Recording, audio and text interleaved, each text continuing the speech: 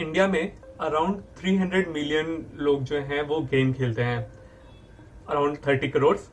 और अगर मैं इनका 10% ले लेता हूँ तो अराउंड 3 करोड़ लोग वो हैं जो मोबाइल पे गेम खेलते हैं। उसका भी मैं 3% ले लेता हूँ तो अराउंड 30 लाख लोग जो हैं हाई एंड गेम्स खेलते हैं, like PUBG, call of duty.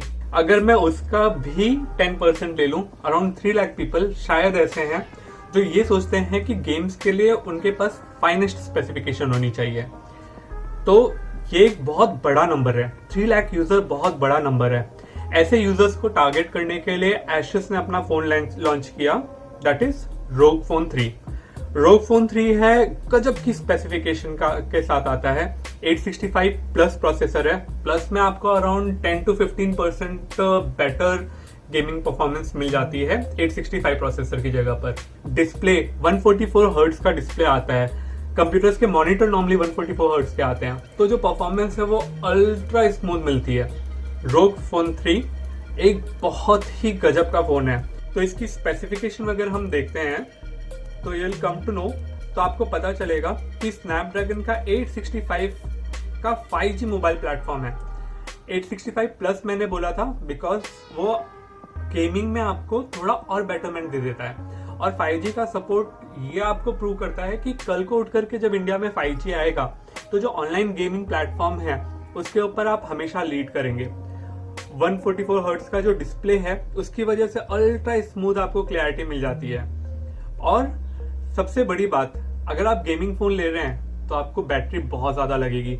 6000 megahertz की बैटरी है। अगर मैं नॉर्मल यूज के हिसाब से बोलूं तो मेरे हिसाब से ये बैटरी आपको मोर देन 2 डेज का टाइम दे सकती है।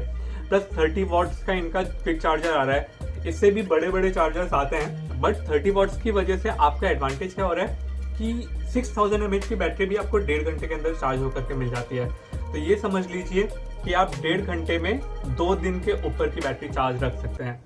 इसमें सिर्फ 865 प्लस का प्रोसेसर नहीं है, उसकी क्लॉक स्पीड भी बढ़ाई है, जिसकी वजह से वो 3.1 गीगाहर्ट्ज के क्लॉक स्पीड पे वर्क करता है। जो इनका मैक्सिमम रैम है वो 16 GB तक का आता है एंड 512 GB का इनका मेमोरी स्पेस है। और आपको जो 50,000 में फ्लिपकार्ट के ऊपर मिलेगा वो मिलेगा आपको 8 GB 128 GB वाला वेरिएंट। और उसमें भी आपका एडवांटेज ये है कि उसमें UFS 3.1 का सपोर्ट है, जिसकी वजह से वो दूसरे जो कॉम्पिटिटर है उससे ज्यादा बेटर परफॉर्म करेगा।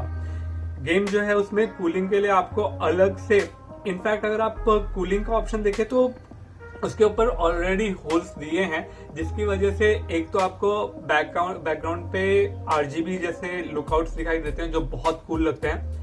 प्लस आपको कूलिंग जो है वो नॉर्मल फोन में भी बहुत अच्छी मिलती है, लेकिन साथ में आपको एक एक्सेसरी मिलती है जिसमें आपका एडवांटेज ये रहता है कि ये आपको कूलिंग तो करती ही करती है, साथ में फोन पे बिल्ट इन 3.5mm का जैक नहीं है, लेकिन ये डिवाइस लगाने की वजह से आपको एक Type-C का कनेक्टर और एक 3.5mm का जैक मिल जाता है।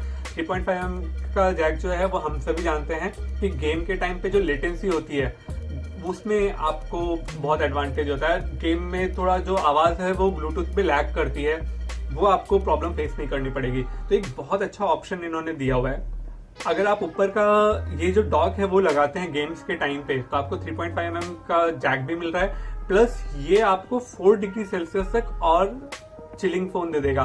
साइड बाय साइड आपके हाथ भी थोड़े से ठंडे रहेंगे कंटिन्यू गेम खेलते वक्त। 6.59 AMOLED डिस्प्ले है। अगर मैं बात करूं तो एप्पल के जो मैक्स वाले जो वेरिएंट है उससे भी बड़ा डिस्प्ले आपको देखने को मिलता है। प्लस 144 हर्ट्ज, जैसे मैंने बताया था कि नॉर्मली गेमिंग मॉनिटर जो होते हैं वो इस हर्ट्ज पे आते हैं, तो एक बहुत ही क्रिस्प डिस्प्ले आपको देखने के लिए मिल जाती है, बहुत अच्छी रिफ्रेश रेट के साथ में। तो गेमिंग के हिसाब से ये फोन बहुत ही जबरदस्त है। आपको 2 पोर्ट मिलते हैं इसमें चार्जिंग के। 6000 mAh की बैटरी के साथ आपको 2 Type-C के कनेक्टर मिलते हैं। एक आपको जो ट्रेडिशनल होता है जो नीचे के सेंड पे होता है, और एक अगर आप नोटिस करेंगे तो आपको साइड में मिलता है। साइड में लगाने का बड़ा एडवांटेज ये है कि जब आप गेम खेलते हैं तो अगर आप नोटिस करेंगे तो आपके राइट हैंड साइड में आपका चार्जर लगता है। अगर आपको बहुत लंबा गेम खेलना है, बैटरी ड्रेनेज का इशू लगता है आपको, तो आप चार्जिंग पे लगा के खेलते हैं तो पकड़ने में बहुत अनकंफर्टेबल होता है। तो रोग फोन ऐसा डिजाइन किया है कि जो गेमर्स हैं उनको बड़ा एडवांटेज होगा, तो वो आप आराम से उसको पकड़ सकते हैं एंड चार्जिंग नीचे से पिन अप होती है। आपको दोनों साइड बड़े बड़े बेजल तो देखने को मिल जाते हैं, लेकिन इन बेजल का जो मेन रीजन है वो ये कि आपको दोनों साइड पे स्पीकर्स मिलते हैं। वो स्पीकर्स की वजह से आपको मेजर एडवांटेज ये रहता है कि अगर आप ईयरफोन लगा के नहीं भी प्ले कर रहे तो भी आपको जो आवाज है वो ऊपर आ रही है, आपके हाथों की वजह से रुक नहीं रही है। तो एक बड़ा एडवांटेज आपको यहाँ पे भी देखने को मिलता है। इसके अलावा फोन में कैमरास तो हैं, बट फ्लैगशिप कैमरा जो मेंशन किया है तो ऐसा कोई खास कैमरा नहीं है। 64 मेगापिक्सल का एक प्राइमरी कैमरा मिल जाता है, आपको एक अल्ट्रा वाइड कैमरा मिलता है और मैक्रो कैमरा मिलता है। जो प्राइमरी कैमरा है वो डिसेंट है, मतलब ऐसा नहीं है कि आप सिर्फ इसको गेमिंग खेलने के लिए यूज कर सकते हो। आपने फोन निकाला, आपको क्लिक लेनी है तो आप नॉर्मल क्लिक्स ले सकते हो। अल्ट्रा वाइड कैमरा और मैक्रो कैमरा जो है वो उतने अच्छे नहीं है, उनके प्रॉब्लम्स हैं, उनकी क्लैरिटी का जो है वो इशू रहेगा। लेकिन जैसे मैंने बताया कि अगर आप स्पेक्स वाइज देखें तो ये जो फोन बना हुआ है ये बेस्टेस्ट स्पेक्स के साथ आया हुआ है।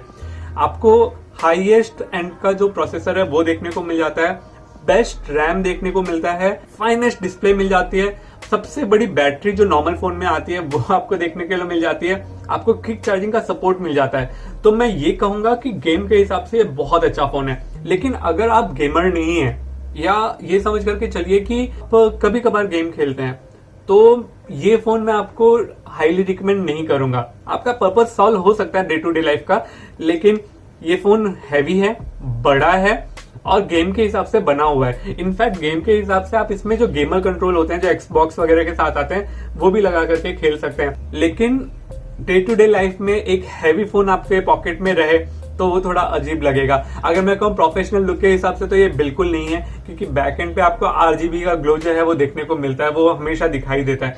तो ये उन 3 लाख लोगों के लिए है। अगर आप उन 3 लाख लोगों में से एक हो तो डेफिनेटली अगर आपका बजट बन रहा है तो 50,000 प्लस में ये फोन जो है अगस्त मंथ में आ जाएगा।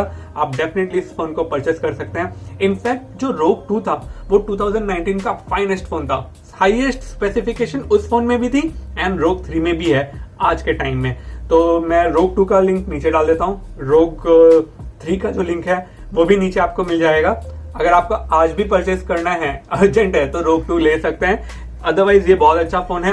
एसुस की आफ्टर सेल सर्विस भी काफी डिसेंट है एंड कुछ एक कमियां हैं इसमें जो आपको 50,000 प्लस के फोन में देखने के लिए मिल जाते हैं। इसमें आपको वायरलेस चार्जिंग का सपोर्ट नहीं है, आपको OnePlus 8 Pro में मिल जाता है। IPS रेटिंग इन्होंने नहीं दिया है, आपको अराउंड 50,000 प्लस के फोन में देखने के लिए मिल जाती है।